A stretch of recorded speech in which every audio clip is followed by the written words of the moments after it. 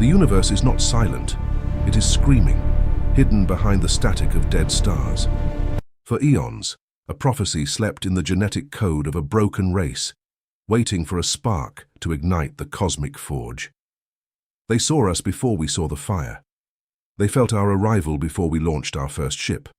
We were the anomaly, the violent, compassionate monsters the galaxy feared. Now, as the Vorax shadows lengthen, a forgotten people has looked into the abyss and found us staring back. Stay with us until the final echo, for today the stars themselves will tremble. Welcome to Zenith Imperium. The void is not an empty place. It is a graveyard of memories, and the vessel Pathfinder was its newest gravedigger. It drifted through the Signis Arm, a needle of brushed titanium and carbon fiber threading through the tapestry of 1,000 dead suns. Inside, the air tasted of recycled ozone and the sterile hum of fusion cores. Commander Jun Park sat in the command throne, his eyes reflecting the scrolling data of 100 uneventful survey cycles. 10 years of deep space command had etched lines into his face that no medical bay could smooth, the toll of being the vanguard of a species that had only recently learned to walk among the constellations. His crew moved with the silent efficiency of ghosts, their silhouettes sharp against the holographic displays that projected the industrial grandeur of their mission. They were looking for minerals, for habitable rocks, for any sign that the loneliness of Earth was a lie. Then, the silence broke. Lieutenant Mina Kim didn't speak at first. She simply leaned into her console, her fingers dancing across the haptic interface. A signal, faint as a dying breath, was pulsing through the subspace sensors. It wasn't the chaotic roar of a pulsar or the rhythmic clicking of a magnetar. It was mathematical. It was intentional. It was a 93-second cycle of complex, interwoven geometries expressed in radio waves. Park felt the hair on his neck rise. This was the moment every explorer feared and craved, the end of the Great Silence. As the Pathfinder altered course, turning its massive thrusters toward an unnamed system, a vibration ran through the hull, a shiver of anticipation. They found a yellow sun, unremarkable save for the fourth planet orbiting in a frantic, dying dance. It was a world of terrestrial beauty being torn apart by its own heart. Great tectonic scars bled magma across continents that once held sprawling, elegant spires. The atmosphere was a thin veil of ash and desperation. This was not a discovery. It was a crime scene. Park ordered the ship into a low, aggressive orbit. The sensors screamed of geological instability, of a core turning into a chaotic furnace. But beneath the crust, huddled in the dark, were life signs. 10,000 souls breathing the last of their air. The signal they had followed was a distress beacon, a scream into the dark that had been broadcasting for decades. "Prepare the landing team." Park's voice was like grinding stone. "We aren't here to watch a world die. Before we descend into the shadows of this crumbling world, ensure you are part of our journey. Subscribe to Zenith Imperium and hit the notification bell. You do not want to miss the revelation that follows." The shuttle descent was a chaotic symphony of turbulence and heat. Through the viewports, the ruins of a high civilization whipped past. Shattered glass, elegant arches of unknown alloys, and the encroaching dust. They landed on a trembling plateau near an entrance that looked more like a tomb.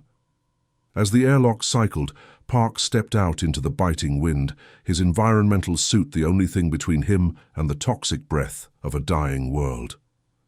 Figures emerged from the gloom.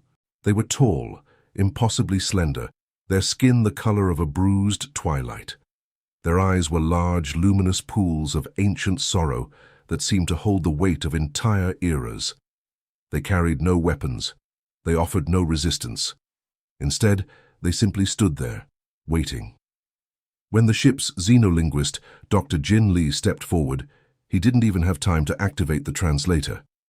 He gasped, his knees hitting the ash-covered ground as he clutched his head. "They're in my mind," he whispered, his voice trembling with a mix of terror and awe. "They've been waiting for us, not for years, for lifetimes." The beings were the Terrell, and they didn't speak with their mouths. They projected the soul. They were a race of telepaths who had been hunted to the edge of the universe by an apex predator known as the Vorax Imperium. As Park looked into the eyes of the Terrell elder, he felt a cold, sharp pressure in his skull. It wasn't an intrusion. It was a mirror. The Terrell weren't just asking for rescue.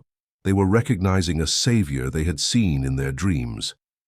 The deeper they ventured into the subterranean refuge of the Terrell, the more the crew of the Pathfinder felt the crushing weight of a civilization in its twilight. The tunnels were illuminated by a soft, rhythmic blue bioluminescence that seemed to pulse in time with the planet's failing heartbeat. Dust cascaded from the ceiling with every tremor, a constant reminder that the rock above them was losing its battle with gravity. Dr. Lee moved in a trance, his mind bridged with the Elder, acting as a living conduit for a history that spanned eons.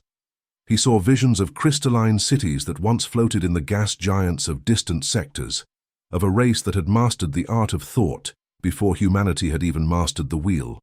But the visions always ended in fire. The Vorax were not just conquerors. They were cosmic janitors of the soul, seeking to scrub clean any trace of telepathic resonance that they could not control. To the Vorax, the Terrell were an abomination, a threat to the rigid hierarchy of their hive-minded empire. Park watched as his medical officers processed the refugees, their slender forms trembling under the weight of malnutrition and the psychic strain of watching their world rot. It was a logistical nightmare. 10,000 lives to be squeezed into a vessel designed for a tenth of that number. But as Park looked at a Terrell child, its eyes reflecting the industrial lights of his suit, he saw no fear, only a devastating, quiet hope. The evacuation was a race against a clock made of shifting tectonic plates. Cargo bays were gutted, labs were converted into sleeping wards, and the ship's life support was pushed into the red. Every shuttle flight was a gamble against the rising plumes of volcanic ash that threatened to choke the Pathfinder's intake vents. But as the Terrell stepped onto the metal decks of the ship, something began to change within the crew. The telepathic proximity, though initially unsettling, started to blur the lines of us and them. The crew didn't just see the refugees, they felt their gratitude, their grief, and their sudden, overwhelming wonder at the sight of the stars through the observation ports. For the Terrell, the sky had been a source of terror for generations, a place from which the Vorax descended. Now, it was a path to a future. Yet, as the final shuttle docked and the Pathfinder prepared to break orbit, the sensors wailed a new warning. A shadow had fallen over the system, a massive energy signature that tasted of cold iron and malice. The Vorax had arrived. The Vorax warship was a jagged shard of obsidian, 3 times the size of the Pathfinder, its hull bristling with weapon arrays that seemed to drink the light of the yellow sun. It did not hail, it did not warn. It simply drifted into a blocking position, a predator that had finally cornered its prey. On the bridge, the air was thick with the scent of fear and the humming of battle stations. Commander Park felt the Elder's presence beside him, a calm, cool influence amidst the rising panic. "We are the reason they are here," the thought echoed in his mind. "Leave us, and you may live." Park didn't even blink. Navigation, plot a course through the asteroid belt. Security, prep the adaptive shields. We aren't giving them a single soul. The chase that followed was a masterclass in desperation. The Pathfinder, built for survey and speed, danced between the spinning ice and rock of the system's outer rings, using the debris as a chaotic shield. But the Vorax were relentless. Their energy beams sliced through asteroids as if they were paper, seeking the human vessel's heat signature. It was then that the first true miracle of the Alliance occurred. The Terrell on board didn't just hide in the cargo bays, they reached out. They linked their minds with the human tactical officers, creating a sensory network that bypassed the lag of computers and screens. Lieutenant Kim felt the world shift. She wasn't just looking at a radar, she was feeling the intent of the Vorax gunners. She knew where they were going to fire 3 seconds before they pulled the trigger. The Pathfinder moved with a fluidity that defied physics, dodging beams of light that should have been unavoidable. It was a symbiosis of human engineering and alien intuition. If you are captivated by this struggle for survival against impossible odds, make sure to watch until the very end and subscribe to Zenith Imperium to see how the prophecy unfolds. The battle moved toward the system's edge, a frantic dash for the jump point. The shields were failing, the hull was groaning under the pressure of near misses, but the connection held. In a final, daring maneuver, the Pathfinder cut all non-essential power, drifting like a piece of space junk into the shadow of a moon, only to ignite its engines at the last possible microsecond. The jump into FTL was a violent wrenching of reality, leaving the Vorax warship behind in a wake of frustrated energy. They were safe for now, but they had just declared war on a galactic empire. The arrival at Earth was not the triumph Park had imagined. It was a political firestorm. The sight of 10,000 telepathic aliens being offloaded at the orbital gateways sent the Global Defense Council into a frenzy of indecision. Some saw the Terrell as a gift, a leap forward in understanding the universe. Others saw them as a magnet for a war Earth was not prepared to fight.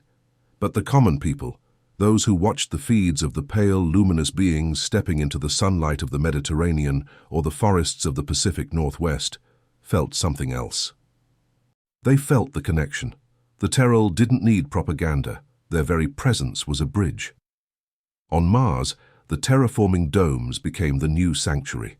It was a world in transition, much like the Terrell themselves. The red dust began to turn to silt as the refugees applied their biological sciences to the Martian soil. They didn't use machines. They used an understanding of life that felt almost magical to human scientists. Within months, the first forests of Mars weren't just growing, they were breathing in harmony with the settlers. But the peace was a fragile glass dome.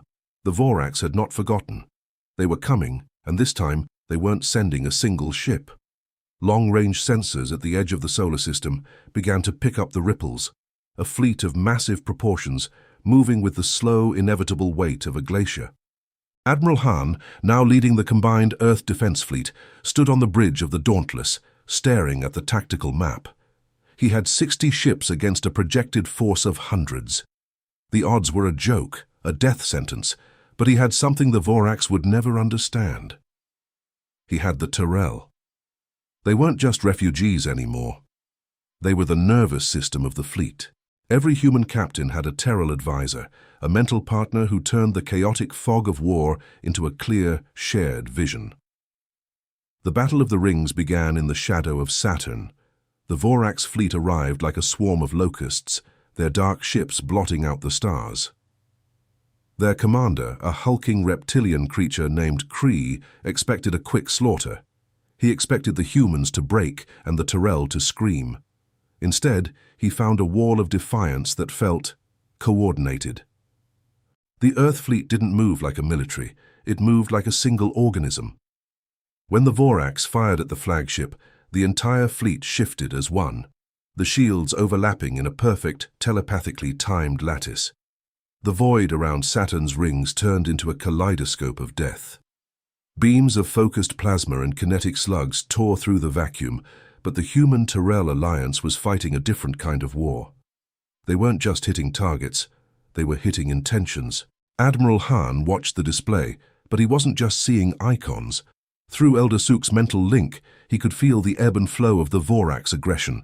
He felt their confusion as their primitive enemies anticipated their every move. The Vorax relied on a hive mind that was rigid and hierarchical. The human-Terrell bond was different. It was a chaotic, beautiful symphony of individual wills acting in perfect concert. Small Earth corvettes darted between the massive Vorax dreadnoughts, planting mines and disabling engine clusters with surgical precision. It was a war of 1,000 stings, but the Vorax were vast, and for every ship they lost, 2 more moved forward. The Dauntless took a direct hit to its secondary hull, venting atmosphere and killing dozens.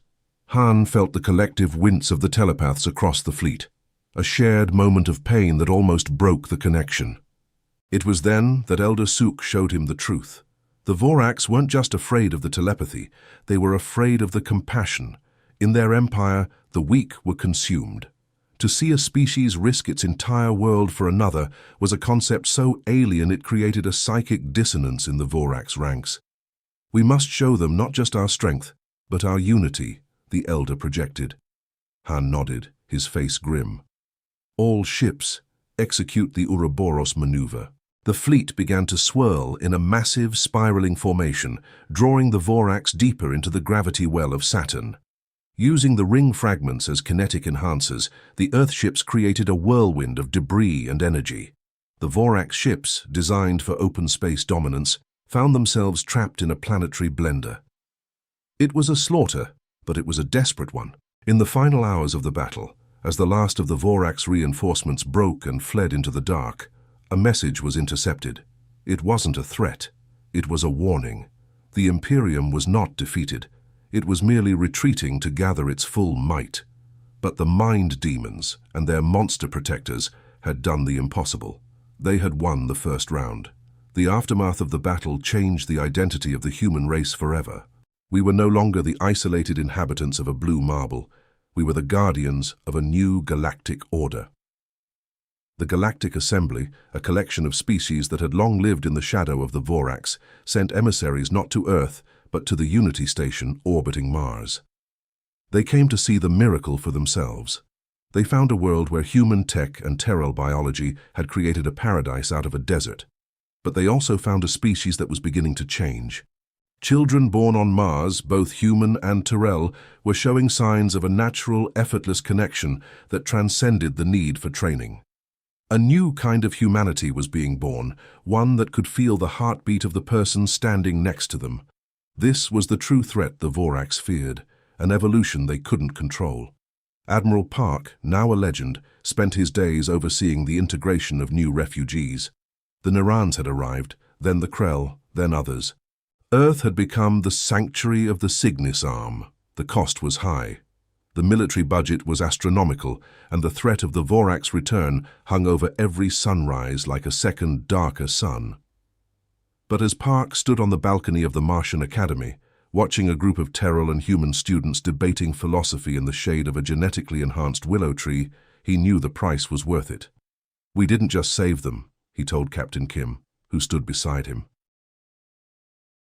"We saved ourselves from becoming like the Vorax. We found our soul in the stars. If you've stayed with us through this journey of fire and hope, you are now part of the Zenith Imperium legacy. Subscribe now to join our ranks and ensure that the story of humanity's defiance is never forgotten. The prophecy was right, but it was incomplete. It said we would be the salvation, but it didn't mention that the salvation would be a two-way street.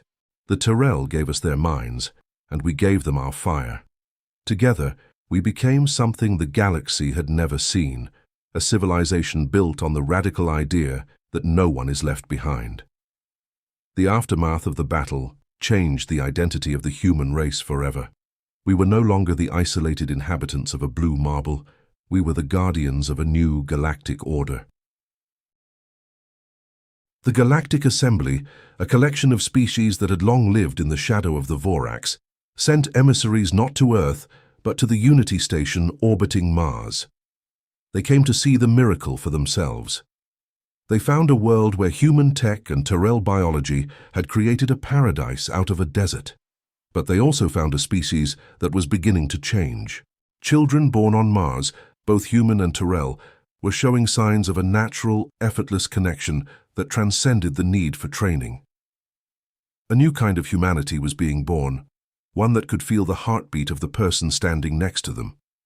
This was the true threat the Vorax feared, an evolution they couldn't control. Admiral Park, now a legend, spent his days overseeing the integration of new refugees. The Nerans had arrived, then the Krell, then others. Earth had become the sanctuary of the Signis Arm. The cost was high. The military budget was astronomical, and the threat of the Vorax return hung over every sunrise like a second, darker sun. But as Park stood on the balcony of the Martian Academy, watching a group of Terrell and human students debating philosophy in the shade of a genetically enhanced willow tree, he knew the price was worth it. "We didn't just save them," he told Captain Kim, who stood beside him. "We saved ourselves from becoming like the Vorax. We found our soul in the stars. If you've stayed with us through this journey of fire and hope, you are now part of the Zenith Imperium legacy. Subscribe now to join our ranks and ensure that the story of humanity's defiance is never forgotten. The prophecy was right, but it was incomplete. It said we would be the salvation, but it didn't mention that the salvation would be a two-way street. The Terrell gave us their minds, and we gave them our fire. Together we became something the galaxy had never seen, a civilization built on the radical idea that no one is left behind. The stars above Mars seemed brighter now, or perhaps it was just that we were seeing them through eyes that understood the light. The Zenith Imperium didn't just carry weapons, it carried the dream of 1,000 worlds. As its engines hummed with a power that combined human fusion and Terrell resonance, a ripple went through the fleet. This wasn't just a mission of exploration, it was a mission of liberation. We were heading into the heart of the Vorax Empire, not to destroy, but to offer a choice. The prophecy had fulfilled its first stage, but the second stage was just beginning. The galaxy was apavorada, terrified, not of our weapons, but of our potential to change everything. We were the anomaly that had become the norm. Every star we visited, every species we touched, the connection grew. The static of the universe was being replaced by a clear, harmonious signal. We were the bridge builders, the monster protectors, the keepers of the flame. And as the Zenith Imperium vanished into the FTL jump, leaving a trail of shimmering blue light behind, the final thought shared by every mind in the Federation was a simple one. The dark is only scary until you realize you're the one holding the light. Thank you for witnessing the rise of an empire built on hope. This is Zenith Imperium. The stars are waiting. Are you ready to follow? Subscribe and stand with us. The journey has only just begun.